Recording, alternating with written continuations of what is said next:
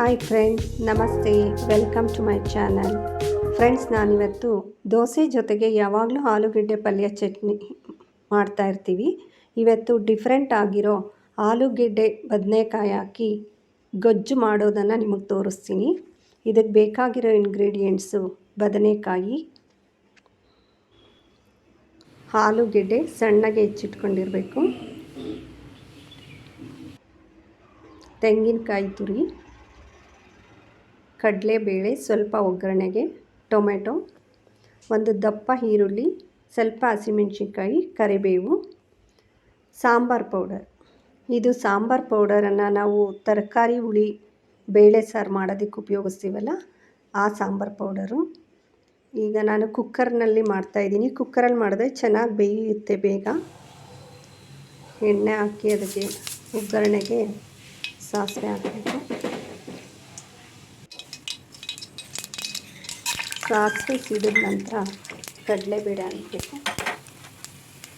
ಕಡಲೆಬೇಳೆ, ಕರಿಬೇವು ಇದನ್ನು ಹಾಕಿ ಸ್ವಲ್ಪ ಹಾಗೆ ಫ್ರೈ ಮಾಡಿ ಈರುಳ್ಳಿಯನ್ನು ಹಾಕಬೇಕಾಗುತ್ತೆ. ಈಗ ಈರುಳ್ಳಿಯನ್ನು ಹಾಕ್ತಾಯಿದ್ದೀನಿ. ಜೊತೆಗೆ ಒಂದೆರಡು ಕಟ್ ಮಾಡಿರೋ ಹಸಿಮೆಣ್ಸಿನ್ಕಾಯಿ ಹಾಕಿದ್ರೆ ಚೆನ್ನಾಗಿರುತ್ತೆ ಟೇಸ್ಟು. ಬಟ್ ಖಾರ ಬೇಡ ಅನ್ನೋರು ಸಾಂಬಾರು ಪುಡಿಯಲ್ಲೇ ಮಿಕ್ಸ್ ಆಗಿರುತ್ತಲ್ವ, ಅಷ್ಟೇ ಖಾರ ಸಾಕು ಅನ್ನೋರು ಇದು ಆಪ್ಷನ್ ಇಟ್ಕೋಬೋದು. ಹಸಿಮೆಣ್ಸಿನ್ಕಾಯಿ ಇದನ್ನು ಸ್ವಲ್ಪ ಹೀಗೆ ಬಾಡಿಸ್ಬೇಕು. ಇದು ಸ್ವಲ್ಪ ಬೆಂದಿದೆ ನೋಡಿ, ಕಲರ್ ಗೊತ್ತಾಗ್ತಾಯಿದೆ. ಇವಾಗ ನಾವು ಕಟ್ ಮಾಡಿ ಇಟ್ಕೊಂಡಿರೋ ಬದನೆಕಾಯಿನ ಇದರಲ್ಲಿ ಹಾಕಬೇಕು. ವೈಟ್ ಬದನೆಕಾಯಿ ತೊಗೊಂಡ್ರೆ ಈ ಪಲ್ಯಕ್ಕೆ ಆ್ಯಕ್ಚುಲಿ ಇದು ತುಂಬಾ ಚೆನ್ನಾಗಿರುತ್ತೆ. ಗುಂಡು ಬದನೆಕಾಯಿ ಅಷ್ಟೊಂದು ಚೆನ್ನಾಗಿ ಅನಿಸಲ್ಲ.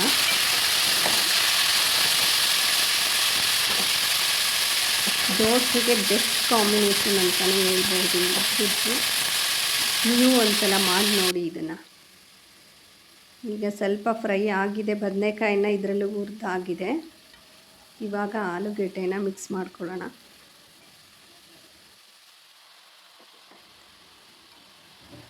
ಆಲೂಗೆಡ್ಡೆ ಹಾಕಿದ್ದೀನಿ. ಇವಾಗ ತರಕಾರಿನ ಸ್ವಲ್ಪ ಇಲ್ಲೇ ಚೆನ್ನಾಗಿ ಬಾಡಿಸ್ಬೇಕು. ಆಲೂಗೆಡ್ಡೆ ಬದನೆಕಾಯಿ ಗೊಜ್ಜು ಬೆಸ್ಟ್ ಕಾಂಬಿನೇಷನ್ ಅಂತಲೇ ಹೇಳ್ಬೋದು.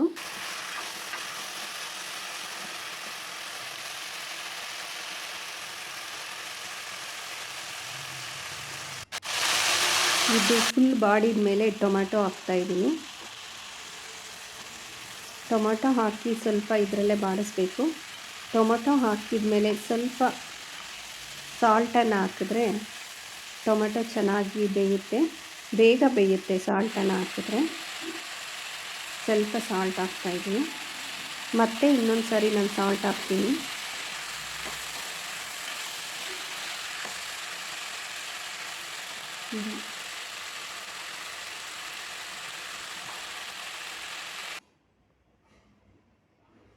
ಈಗ ನಾವು ಎಷ್ಟು ರುಚಿಗೆ ಉಪ್ಪು ಬೇಕಾಗುತ್ತೋ ಅಷ್ಟನ್ನು ಇಲ್ಲಿ ಹಾಕ್ತಾಯಿದ್ದೀನಿ. ಮತ್ತು ಇದಕ್ಕೆ ಸಾಂಬಾರು ಪೌಡರು 2 ಸ್ಪೂನು ಸಾಂಬಾರು ಪೌಡರನ್ನು ಹಾಕಿದ್ರೆ ಸಾಕಾಗುತ್ತೆ. ನಾನು 1/4 kg ಬದನೆಕಾಯಿ ಮತ್ತು 1/4 kg ಆಲೂಗೆಡ್ಡೆ ತೊಗೊಂಡಿದ್ದೀನಿ. ಹಾಗಾಗಿ 2 ಸ್ಪೂನ್ ಸಾಕಾಗುತ್ತೆ. ನೀವು ಇನ್ನೂ ಸ್ವಲ್ಪ ಸ್ಪೈಸಿ ಬೇಕಂದರೆ ಇನ್ನು ಸ್ವಲ್ಪ ಸಾಂಬಾರು ಪೌಡರನ್ನು ಆ್ಯಡ್ ಮಾಡ್ಬೋದು. ನೋಡಿ, ಪೌಡರ್ ಹಾಕಿದ ಮೇಲೆ ಸ್ವಲ್ಪ ಹಾಗೆ ಫ್ರೈ ಮಾಡಿ ಇವಾಗ ನೀರು ಹಾಕ್ತಾಯಿದ್ದೀನಿ. ನೀರು ನಮಗೆ ಎಷ್ಟು ಬೇಕಾಗುತ್ತೋ ಗ್ರೇವಿ ಅದನ್ನು ನೋಡ್ಕೊಂಡು, ಕನ್ಸಿಸ್ಟೆನ್ಸಿ ನೋಡಿಕೊಂಡು ನಾವು ನೀರನ್ನು ಹಾಕಬೇಕಾಗತ್ತೆ.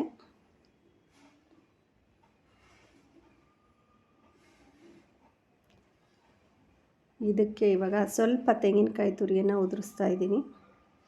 ತೆಂಗಿನಕಾಯಿ ತುರಿ ಹಾಕಿದ ಮೇಲೆ ನಾನು ಇದು ಕುಕ್ಕರನ್ನು ಕ್ಲೋಸ್ ಮಾಡಿ 1 ವಿಷಲ್ ಸಾಕು, ಜಾಸ್ತಿ ಬೇಕಾಗಲ್ಲ, ಬೆಂದೋಗುತ್ತೆ. ಈಗ 1 ವಿಷಲ್ ಆಗಿದೆ ನೋಡಿ, ರೆಡಿಯಾಗಿದೆ ಆಲೂಗೆಡ್ಡೆ ಬದನೆಕಾಯಿ ಗೊಜ್ಜು. ತುಂಬಾ ಚೆನ್ನಾಗಿರುತ್ತೆ. ನೀವು ಕೂಡ ಮಾಡಿ ನೋಡಿ.